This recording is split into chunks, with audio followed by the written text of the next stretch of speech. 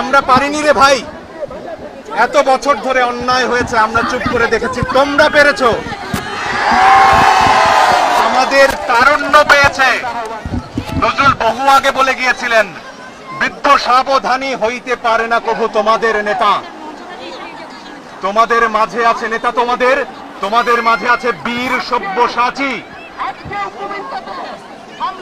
বন্ধুরা, এই মঞ্চ থেকেই আন্দোলনের পরবর্তী সব কর্মসূচি ঘোষণা করা হবে। এই শহীদ মিনার এখন বাংলার প্রাণের কেন্দ্র। আমাদের নেতারা আলোচনা করছেন, আমাদের সমন্বয়করা আলোচনা করছেন, তারাই আমাদের নেতা, তারা সিদ্ধান্ত নেবেন। তারুণ্য সিদ্ধান্ত নেবে কেমন হবে আমাদের পরের বাংলাদেশ। তারুণ্য সিদ্ধান্ত নেবে এই স্বৈরাচারের পতনের পর, শেখ হাসিনার পতনের পর কেমন বাংলাদেশ আমরা গড়ব। তারুণ্য সিদ্ধান্ত নেবে পতনের প্রক্রিয়া কি হবে, কার কাছে তিনি ক্ষমতা হস্তান্তর করবেন, সেটাও তারুণ্য বলে দেবে। আমার ভাইয়ের, আমার বোনের, আমার সন্তানের লাশের ওপর দিয়ে আলোচনা হয় না। সবাই একটু বসি, আমরা সবাই বসি। ইতিহাসের এক একটা মোড় থাকে, দেয়ালের লিখন থাকে। আপনাদের বলতে চাই, যারা এখনো ক্ষমতা আঁকড়ে আছেন, দেয়ালের লিখন পড়ুন, সেখানে আপনার পতন লেখা আছে। আজ সারা দেশে মানুষ পথে নেমেছে। গুলি চালিয়েছেন, আরো চালাবেন, চালান।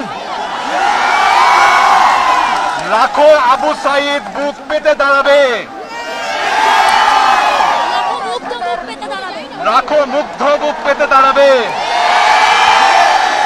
লাখো ফারহান ফায়াজ বুক পেতে দাঁড়াবে।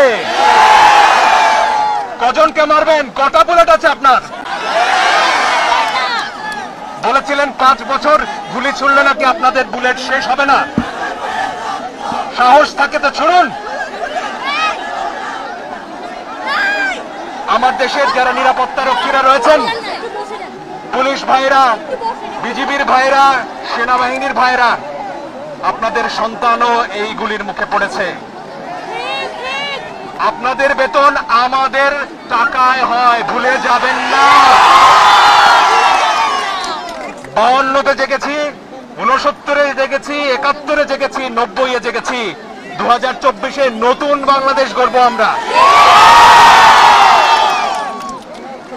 যে বাংলাদেশে বৈষম্য থাকবে না, যে বাংলাদেশে ন্যায় বিচার থাকবে, অবিচার থাকবে না,